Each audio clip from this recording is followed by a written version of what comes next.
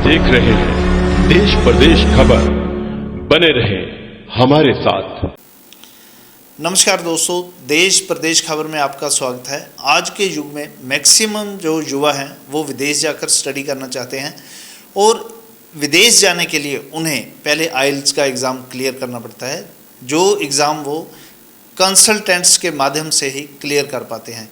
लेकिन लॉकडाउन से लेकर अनलॉक प्रक्रिया शुरू हो चुकी है। अभी तक सरकार ने इमिग्रेशन कंसल्टेंट्स को सेंटर खोलने से और वहाँ पे क्लासेस लगाने की इजाज़त नहीं दी गई, जिसके चलते लाखों युवाओं का भविष्य अंधकार में होता नज़र आ रहा है। हम आपके लिए प्रोग्राम लेकर आए हैं कंसल्टेंट्स की आवाज़, जिसमें हम कंसल्टेंट्स की जो मजबूरी हैं, जो दिक्कतें हैं और वो किन किन समस्याओं से जूझ रहे हैं, उनके बारे में विस्तारपूर्वक चर्चा करते हैं। आज हमारे साथ जुड़े हैं एक्सपर्ट इमिग्रेशन के डायरेक्टर श्री अमित भारद्वाज जी। दोस्तों, आपको बता दें, अमित भारद्वाज जी पिछले 15 वर्षों से इस इंडस्ट्री में काम कर रहे हैं और इन्होंने ऑस्ट्रेलियन इमिग्रेशन लॉ की पढ़ाई भी कर रखी है। अमित जी, सबसे पहले देश प्रदेश खबर में आपका स्वागत है। Thank you sir, thank you very much. मैं देश प्रदेश का तहे दिल से शुक्रिया अदा करना चाहूँगा कि ये कंसल्टेंट की जो आवाज़ है सरकार तक पहुँचाने की पूरी कोशिश कर रहे हैं। इंडस्ट्री क्या क्या प्रॉब्लम्स फेस कर रही है ये सब उजागर कर रहे हैं, तो मैं बहुत धन्यवाद करता हूँ आपकी इस मुहिम का। जी अमित जी, लॉकडाउन से लेके अनलॉक प्रक्रिया अब चौथा चरण भी पूरा होने वाला है, तो किन किन समस्याओं का आपको सामना करना पड़ा इस दौरान? सर देखिए, ये जो लॉकडाउन हुआ था बड़ा ही अनएक्सपेक्टेड हुआ था। बिजनेसेस जो हैं अपने मोमेंटम में ग्रो कर रहे थे। बहुत से बिजनेसेस ने जो है अभी रिसेंटली नई ब्रांचेज ओपन की थी। ठीक है, हमने भी पिछले 1 साल में 2 ब्रांचेज ओपन की थी, विच मीन्स बिजनेसेस के खर्चे बढ़ गए थे, रेंट के खर्चे, स्टाफ के खर्चे। ठीक है, एकदम से लॉकडाउन की वजह से सारा काम रुक गया और इमिग्रेशन इंडस्ट्री को तो सबसे ज़्यादा नुकसान हुआ है। आज की डेट में भी बॉर्डर्स नहीं खुले हैं, यूके को छोड़कर बाकी किसी कंट्री ने अपने इंटरनेशनल स्टूडेंट्स के लिए बॉर्डर नहीं खोले हैं। तो नुकसान सबसे ज़्यादा ये हुआ कि बिज़नेस सबसे पहले बंद हो गया। उसके बाद खर्चे जो थे वो एज इट इज़ थे। 2-3 महीने तक हमने वेट किया कि चलो ये लॉकडाउन टेम्परेरी 1-2 महीने में ठीक हो जाएगा, लेकिन ये बढ़ता ही रहा। लैंडलॉर्ड्स ने भी थोड़ा बहुत जो है हेल्प की है। किसी लैंडलॉर्ड ने 10% किराया कम किया, किसी ने 25% किया, किसी ने 30% किया, लेकिन किराया जा रहा है।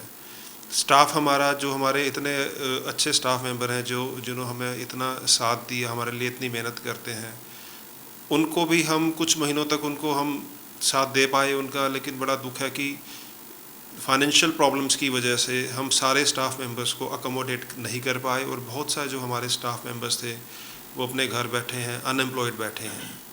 बिजनेसेस के जो सेविंग्स थी उसमें से फंड्स कम होते जा रहे हैं। अभी भी हमें आगे कुछ नज़र नहीं आ रहा है, कुछ क्लैरिटी नहीं हो रही कि अभी गवर्नमेंट क्या प्लान कर रही है। कोचिंग सेंटर अगर हमारे खुल जाए, पार्शियली भी खुल जाएं 50% कैपेसिटी के साथ फॉर एग्जांपल, तो कहीं ना कहीं हम अपने बिज़नेस को भी सपोर्ट कर सकते हैं और अपने जो स्टाफ हैं, एम्प्लॉयज़ हैं, उनको भी सपोर्ट कर सकते हैं। जी भारद्वाज जी, काफ़ी जो कंसल्टेंट्स हैं उन्होंने ऑनलाइन स्टडी शुरू करवाई थी, तो कैसा रिस्पॉन्स रहा उनका? सर देखिए, हमने भी ऑनलाइन स्टडी शुरू करा दी थी मई ऑनवर्ड्स। बड़ा ही अच्छा रिस्पॉन्स नहीं रहा है। बहुत से कम बच्चों ने ज्वाइन किया।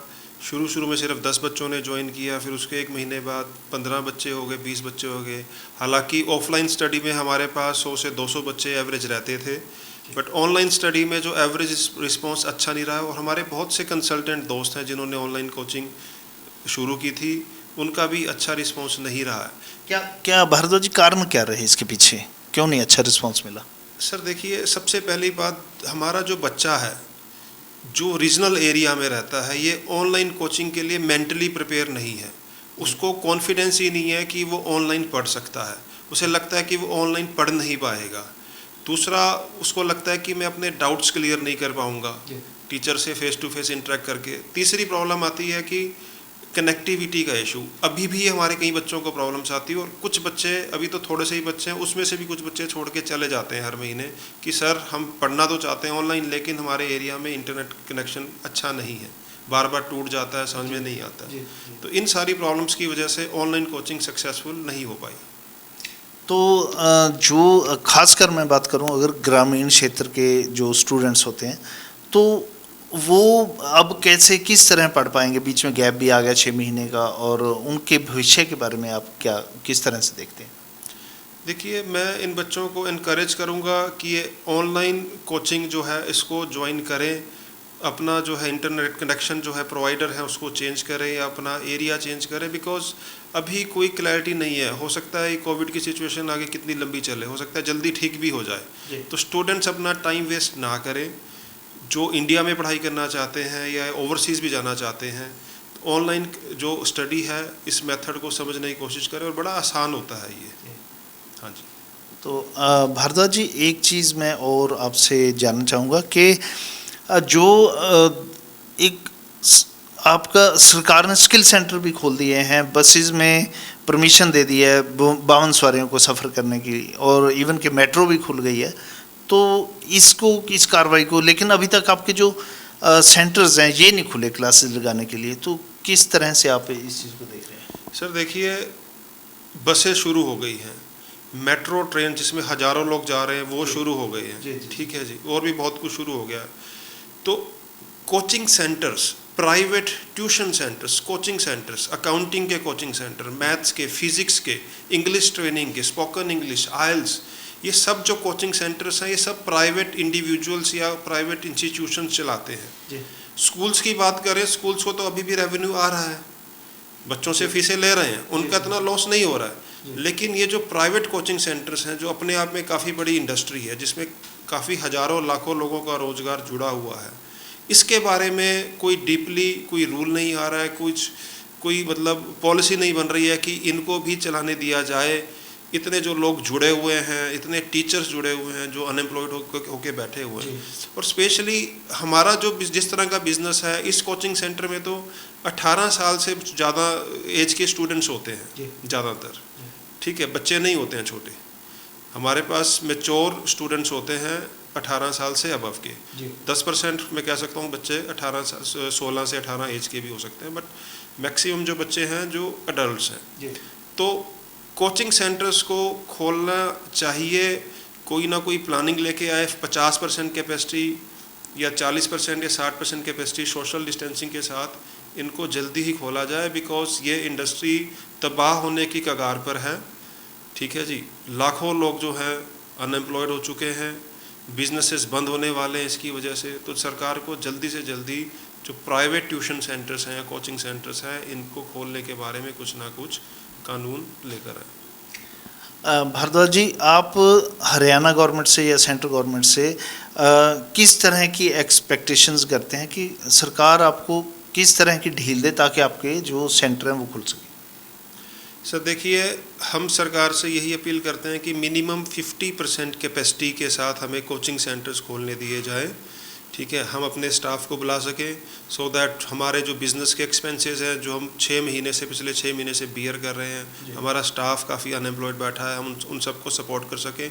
और मोस्ट इम्पॉर्टेंटली जो स्टूडेंट्स हैं जिनका करियर रुका हुआ है, ठीक है, वो ऑनलाइन कोचिंग नहीं ले पा रहे हैं। अब देखिए, मैंने आपको बताया हमारे पास इंस्टीट्यूट में 100 से 200 बच्चे होते थे, कहाँ अब 20 बच्चे ऑनलाइन कोचिंग ले रहे हैं। तो सिर्फ 10% बच्चा ऑनलाइन कोचिंग ले रहा है, 90% बच्चा ऑनलाइन कोचिंग लेने में कंफर्टेबल नहीं है। इन बच्चों का भविष्य भी रुका हुआ है। तो सरकार इन सब के बारे में सोचे, कम से कम 50% कैपेसिटी के साथ कोचिंग सेंटर्स को खोलने की अनुमति दे। जी, तो ये थे हमारे साथ अमित भारद्वाज जी, एक्सपर्ट इमिग्रेशन के जो डायरेक्टर हैं। उन्होंने बताया कि किस तरह से जो लाखों युवाओं का भविष्य है कोचिंग सेंटर ना खुलने के कारण उन पे अंधकार की जो एक तलवार लटक रही है, उनका भविष्य खतरे में है। तो ये एक टीस भी है मन में इमिग्रेशन कंसल्टेंट्स के कि सभी तरह के जो पाबंदियाँ हटा दी गई हैं, स्किल सेंटर खुल गए हैं, मेट्रो ट्रेन में सफ़र शुरू हो गया है, बसेस चल पड़ी हैं, लेकिन अभी तक जो ये सेंटर हैं ये नहीं खोले गए।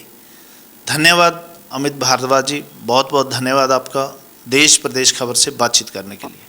Thank you sir, thank you very much. धन्यवाद दोस्तों, देश प्रदेश खबर को देखने के लिए हमारे साथ जुड़े रहिएगा।